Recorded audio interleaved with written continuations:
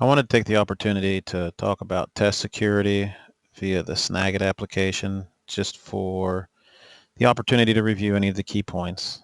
Um, so, first, when it comes to the professional obligations in regards to test security, we have the State Board of Education COMAR standard, the FCPS regulation 442, and the Code of Professional Responsibilities in Section 4. All three of these items can be found on the staff intranet under testing and evaluation for your own professional perusal. You're responsible for the things found within, but most things are covered via the presentation.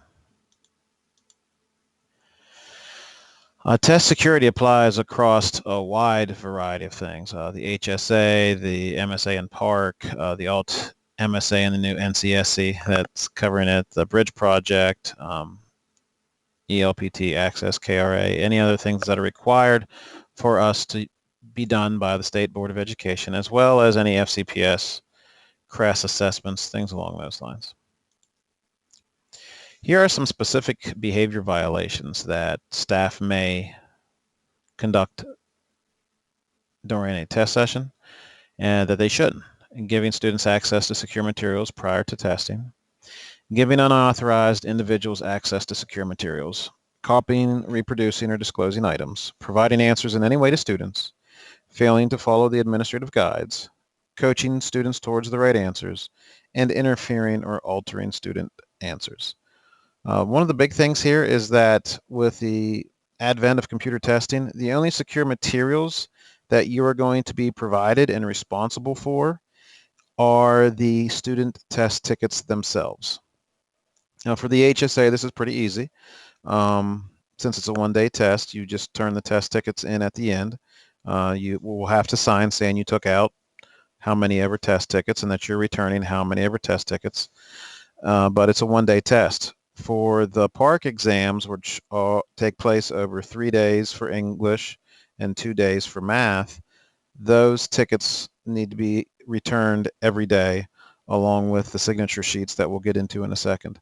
And the test tickets remain secure materials for the entire duration of the testing session. So if a kid is absent and has to do a makeup, that test ticket stays secure until he's finished the testing. Once the testing is completed and the kid submits their exam, the test tickets are no longer secure, but we still want to collect them and we'll dispose of them, shred them from the testing office. Some additional testing behavior violations: failing to complete forms or to account for and return the test materials, failing to monitor students during testing. You shouldn't be reading anything or using PDAs, a little dated there with PDAs, no cell phones, no electronics. This stands for students or teachers, unless otherwise approved by me. Katie and I have phones in the testing situation. It's requested that if you need to contact us, that you contact Paula or Vicky here in the front office at 67414 and 67415 to let us know if there are any problems, and then that way we can come and assist you. The one thing that has been added to this list this year that is new is when the students come in, you should request that they turn their cell phones off and that they place their cell phones in their book bags, and that their book bags be placed not adjacent to their desks, but instead in a central location in the room. A thing that's been added to this best practice is that students should also not have smartwatches on them. So it's not like a Fitbit or something like that, but more an Apple Watch or any watch that has the capacity for taking pictures or communicating in any way, shape, or form. The Pearson people do monitor social networks in terms of Twitter and Facebook and things like that, and kids and teachers and staffs have got in trouble over the course of the last year as Park material specifically has made its way onto the social network. Failing to administer on FCPS state-mandated testing dates, that's more for me, and failing to report any test violations to me or refusing to cooperate with investigations. Sanctions for students who violate this code may be a invalidated testing result, and they may not have the opportunity to retest until the next scheduled opportunity, which may delay graduation. As we move forward, there will only be January and May testing. There will no longer be the October makeup section next year, and there will no longer be the senior administration testing section. So it's only going to be those two opportunities on an annual basis for kids moving forward. Sanctions for certified staff include disciplinary action that can also be up to and including the suspension or revocation of your teaching credentials. Mitigating circumstances will be considered and the reasonable person standard is applied. What would someone in a similar situation react in a reasonable manner? You do have whistleblower protection. No personal action will be taken against you in retaliation against anyone who reports a violation.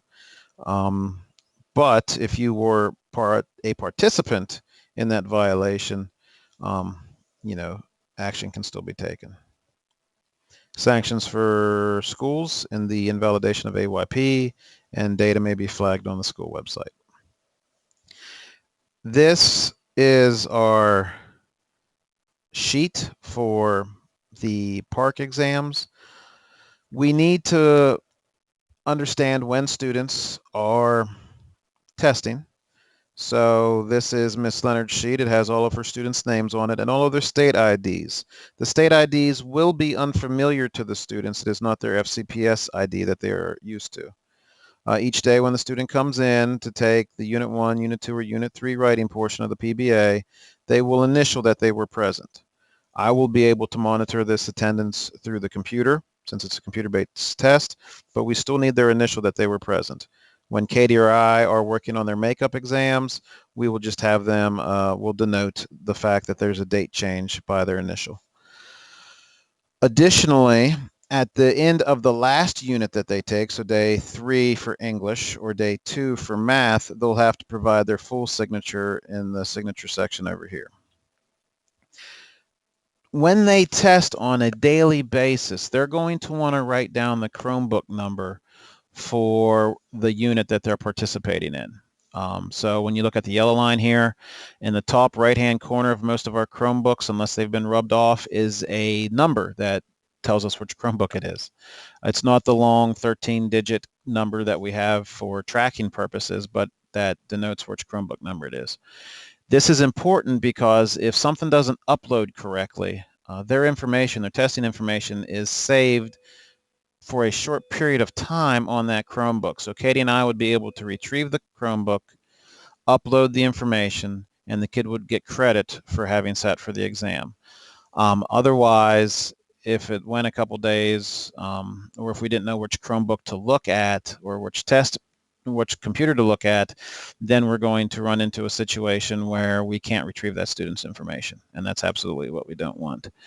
So if you're in your classroom with Chromebooks, have them write down the Chromebook number. If we're in a lab, have them write down the computer number. And then down here at the bottom where the red arrow is pointing, that's the one additional thing that we're asking staff to do this year, is to write down your Chromebook cart number that you're using on that day. Or if you're in the computer lab, tell us what lab you're in, although that would also be denoted up here, most probably. And then you have to sign and all that stuff. We tried to include all the information onto one sheet across multiple days. That way we're not losing pieces of paper or having to track across multiple sheets of paper, trying to make it as easy as we can. And I understand that the entire testing situation is very stressful, that we're doing the PBA theoretically at the 75% mark, and we're doing the EOI theoretically at the 90% mark, but in practice those aren't exact dates, and that we only have a 2-week period in which to test. We've been strongly advised, mandated, to test at the start of windows so that if there are any weather situations, students do not lose the opportunity to sit, and specifically those students who we need to make up don't lose the opportunity to make up their exams. I know it's a very tight timeline here in the fall session specifically. We have a series of new math benchmarks that we're trying to fit in. We have a series of new English benchmarks that we're trying to fit in, and we still have the biology and government HSAs to administer in January as well. Hopefully, as we go towards spring, some of these concerns are going to be addressed. The PARCC exam will no longer be a PBA and EOI. The window is going to be a little bit wider. There will be 3 sections for each English and 3 sections for each math assessment. Each math test will be 90 minutes. So there'll be 3 90-minute sessions. And, there's going to have to be some possible schedule changes based on that in terms of how the day works to fit that full 90-minute assessment window in. English is a little more complicated. English has 2 110-minute sessions and then a third 90-minute session. So we're going to be working on that logistics throughout the spring. Hopefully, we can sort of spread those assessments out and push them towards the latter half of the windows since weather's less of a concern at that time. But we'll take all that into consideration. We're still waiting for some final windows from the state for the spring. But I know that our window session for testing is very, very tight, and I do appreciate your flexibility and everything that you do for the kids and everything that you do to support the testing program. Thank you.